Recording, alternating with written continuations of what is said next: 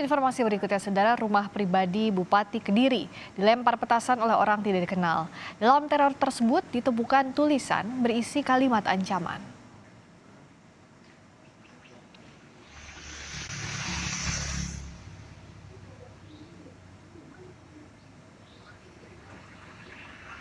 Pelaku teror petasan di rumah Bupati Kediri, Haryanti Sutrisno, sempat rekam kamera CCTV Minggu dini hari tadi. Petasan dilempar ke dalam rumah pribadi Bupati oleh pelaku yang berjumlah 2 orang. Pelaku langsung kabur dengan menggunakan motor.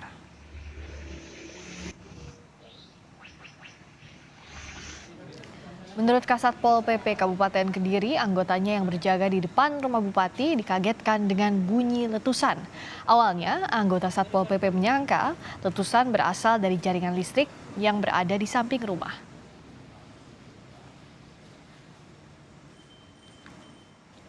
Letusan dari apa itu listrik. Nggak tahunya kok begitu meledak terus. Kita lihat ternyata ada api yang dilemparkan. Terus kita lihat di CCTV bagian piket di sini kan ada orang yang Dari hasil olah tempat kejadian perkara, polisi menemukan wadah petasan sepanjang 80 cm dengan sebuah tulisan berisi kalimat ancaman yang mencantumkan nama salah satu organisasi keagamaan. Sementara itu, akibat letusan petasan, sejumlah kendaraan milik Bupati Kediri rusak ringan.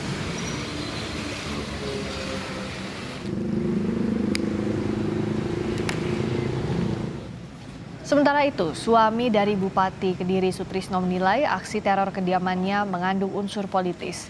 Sutrisno menilai peristiwa tersebut dapat memperkeruh kondisi Kabupaten Kediri jelang pelaksanaan pemilihan Bupati Kediri.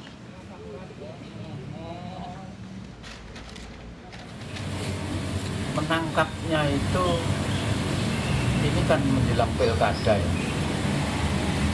Menjelang pilkada tentunya ada suhu politik yang memanas, tapi karena ini sebagai pengalaman kita semua, masyarakat Kabupaten Kediri sudah 20 tahun nyaman dan tenang. Kita tanyakan lebih lengkap kepada Kapolres Kediri, AKBP Lukman Cahyono. Selamat sore, Pak Kapolres. Ya, selamat sore, Mbak. Jadi siapa pelakunya? Apakah sudah didapatkan identitasnya, Pak? Ya, jadi kami dari penyidik Polres Kediri saat ini sudah memeriksa 5 orang saksi. Itu petugas dari Satpol PP yang pada saat itu jaga. Ada 2 orang juga security. Sudah kita periksa. Dan kami sudah memeriksa juga rekaman CCTV dari kediaman Ibu Bupati dan juga CCTV sepanjang jalan yang ada di depan TKP. Ini kami sudah mendapatkan sedikit petunjuk, yaitu dari mana arah motor si pelaku ini datang dan juga kembali. Ini nanti masih tetap kami dalami.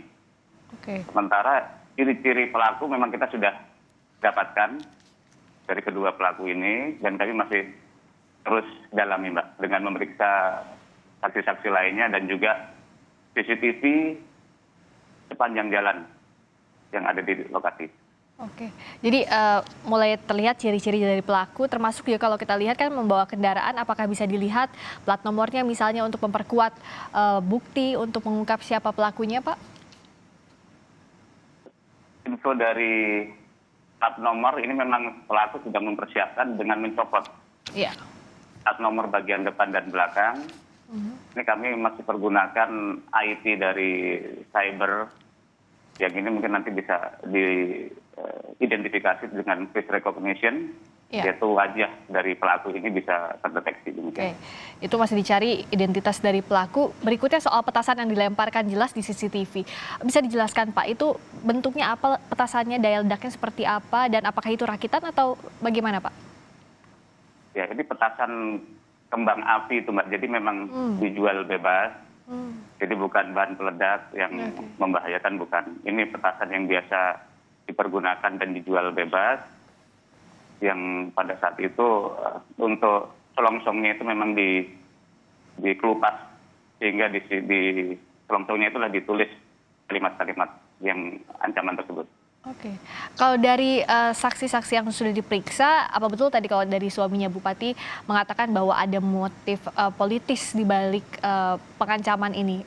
Polisi mendapatkan informasi seperti itu juga, Pak? Kalau dari kami, dari kepolisian, kami bertindak berdasarkan penyidikan yang ilmiah.